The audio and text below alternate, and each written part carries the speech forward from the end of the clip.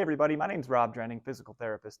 In this video, we're going to talk about one of the most frustrating things to deal with when your knee hurts, especially knee arthritis. I see this all the time. It's the pain exercise cycle. Everybody tells you, whether you see your doctor, your PT, the internet, that when your knee hurts, you need to get stronger. You need to strengthen the quads, and that'll help your knee pain. And yes, that is true. But what happens when you go to do all those exercises and they hurt your knees? Then you're painful for a few days. You can't do much. You go to try them again and they hurt again, and you cycle through that. You try to exercise, it hurts. And the end result is your knee never feels better. You spin your wheels. You can't get out of that cycle and progress those exercises. The pain is the main limiting factor. This happens all the time. I see this very regularly. So what do you do when you're frustrated and you can't break into that cycle?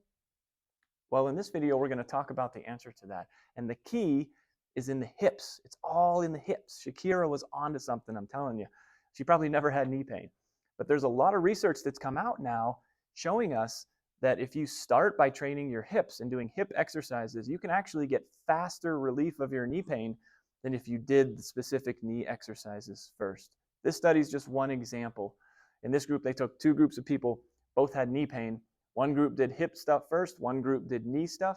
And at the end, they came back and did all functional exercises together. And interestingly, the group that did hip exercises only first got better faster.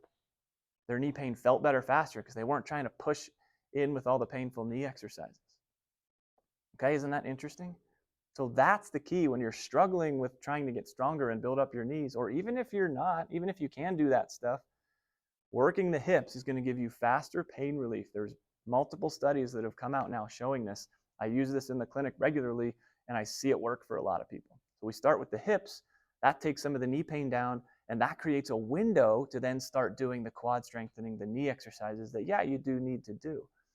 But by starting with the hips, it sets a good framework and gets the knee feeling better and allows those exercises to then, in the next phase, become more effective. So that's what I'm going to show you how to do in this video. 4 of my favorite exercises to work your hips, things you can do at home, at the gym, wherever you like to exercise, but these will help you if you're struggling with that knee pain. So let's go check those out now. Okay, now here we are. We're going to go over those 4 hip exercises that are research proven to help with knee pain. I'm going to show you now. They're my favorite ones that I use with people all the time, and I hope that they're going to help for you too. So what we're going to do, first of all, for all of these, you're going to shoot for 2 to 3 sets of 10 reps. Okay, about 20 to 30 reps. That's your starting point. That's where you want to be if you can. If they're tiring, if you need to rest for a little bit, that's fine too. Just do a little bit less. But that's your goal, is about 20 to 30 reps of all of these. Some of them are one leg at a time. If that's the case, then you're going to do both legs. Even if you just have one side hurting, it's good to do both. The other thing is, for these, I'm going to use these resistance bands. They're called TheraBands. I'll put a link where you can get some yourself if you like. I use them because they're super cheap. And they're easy to take places. They're easy to take on and off. They're just easy to get resistance at home. But you don't need these. You can use ankle weights. You can use cable machines at the gym. Or even if you don't have any of these, you don't want to buy any of these, that's okay too. Just use the weight of your leg. And I'll put in at the end a 5th bonus exercise that'll help where you don't need any of this stuff too. So if you don't have anything, even the weight of your leg will be just fine. Okay, so let's get started. The first one, I'm going to put this band loop around my ankles, and we're going to do what's called side steps. So let me get in here. Now for this one, what you want to do is, all I'm going to do is walk side to side like this. I'm going to try not to walk out of the camera frame here. But what you want to do is keep your waistline nice and level when you're doing this, okay? You don't want to be dropping your shoulder, hiking your hip. You want your toes pointing forward, knees slightly bent and relaxed, but relatively straight, and then you're just going to walk side to side, just like that, okay? We're going to go back and forth. You can do about, like we said, 20 to 30 reps of these each direction, okay? Toes pointing forward, waistline level. Side steps with the band around your ankles. That's exercise 1. Exercise 2, we can just keep the same band, or you can use a longer band if you have them. You can use cable machines at the gym, ankle weights, whatever you have at home, or like we said, just the weight of your leg is fine too. So for that one, you're going to stand on one leg and you're going to kick your other leg out to the side, just like that. Your goal is the same, keep your waistline level and your toes pointing forward. This one's really tiring. Now we want to do this one on both legs because the leg that you're standing on is really working hard. I feel that one a lot more than this leg. It's stabilizing, so this one can push into the band. If you need to hold on to a chair or table or something for balance, please do that. We're going to go out to the side, then we're going to kick straight back into the band. Same thing, my goal is trying not to lean forward. I'm keeping from the waist up nice and still. And you can see this band I have on here, it's actually a little too loose. So if you have another longer band that's anchored to a table leg or something, that might be a little bit easier, or tie your loop a little bit tighter than mine.